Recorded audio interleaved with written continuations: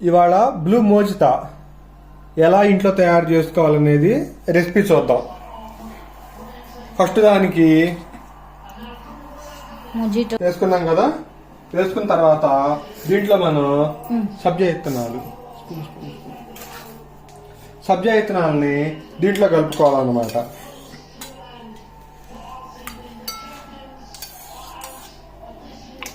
అంటే సబ్జా ఇత్తనాలు ఎంత కలుపుకోవాలనేది మన ఇష్టం. మనం తాగదలుచుకుంటే కొంచెం ఎక్కువ కలుపుకోవచ్చు, లేదంటే కొంచెం తక్కువ కలుపుకోవచ్చు.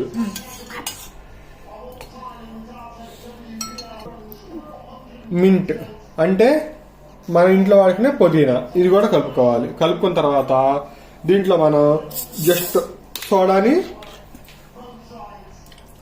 కలుపుకుని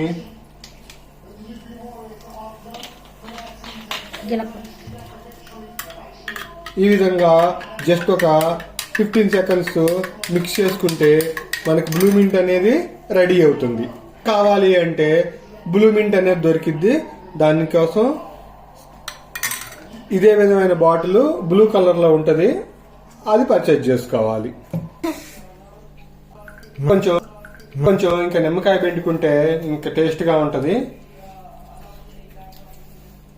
అదే విధంగా ఇది ఈ ఎండాకాలంలో ఈ డ్రింక్ అనేది చలవ చేస్తుంది.